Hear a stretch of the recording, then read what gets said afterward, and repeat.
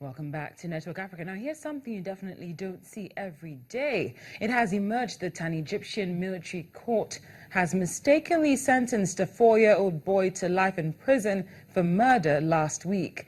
The military has acknowledged this was a mistake, and the spokesman, Colonel Mohammed Samir, clarified that the court meant to sentence a 16-year-old boy with a similar name instead.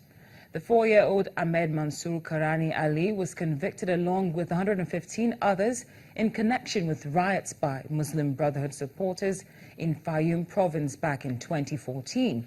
His lawyer has submitted documents proving he was just 1 year at the time of the incident. For more on this story, we go live to Cairo, where the Voice of America's Edward Iranian is standing by. Edward, thank you so much for joining us on Network Africa.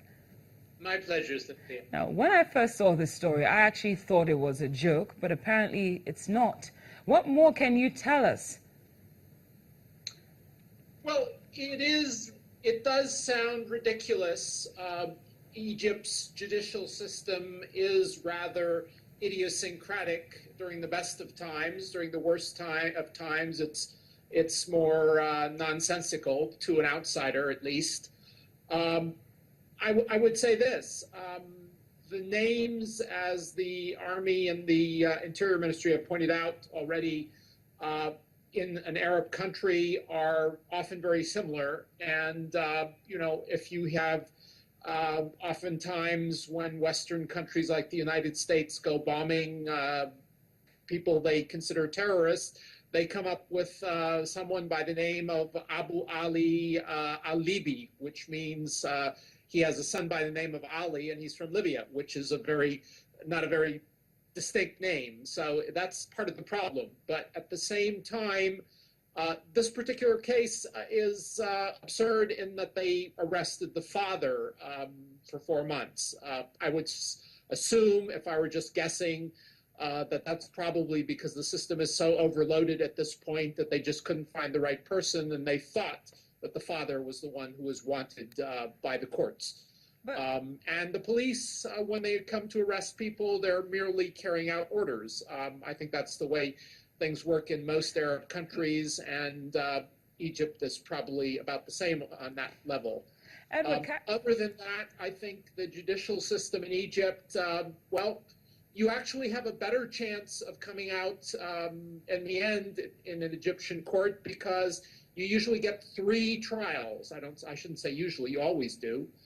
So if it didn't come your way the first time, you get a second chance and then a third chance. So while some of these ridiculous things happen the first time around, by the third time, they're usually I have to take you up on what you just said about, the carrying out orders. That's what most of these people who carry out arrests do. There's carrying out orders, and there's also common sense, because we understand that the father of this 4-year-old was jailed for 4 months because he didn't give up his son.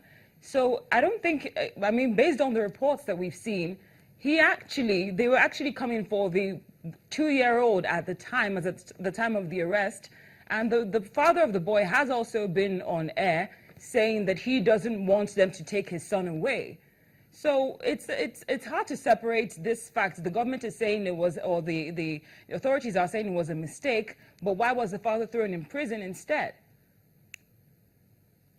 Well, they probably, as I said, were just carrying out orders, which is a rather dumb thing to do. But they do a lot of dumb things here in Egypt and a lot of dumb things in other Arab countries as well, perhaps on the same level.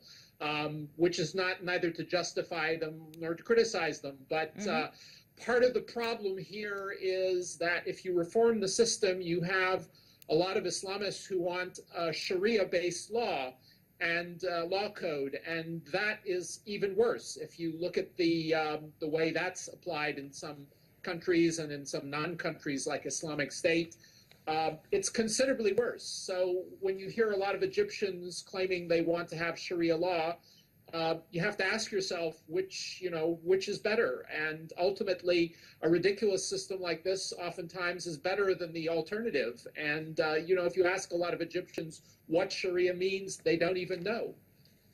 Well, Edward, Thank you very much for explaining this situation as best as you can, because honestly, I'm still trying to figure it out myself. But we're very grateful for your time. The VOA's Edward Iranian, thank you so much for joining us. And on that note, here's our question of the day. We're asking you, what do you think about the sentencing of a 4-year-old boy to life in prison by the Egyptian government, even though it says it was a mistake? Feel free to send us your thoughts either via email or Twitter. The address and handles are right there on your screen. Thank you so much for watching Network Africa on Channels Television. I'm Cynthia Are.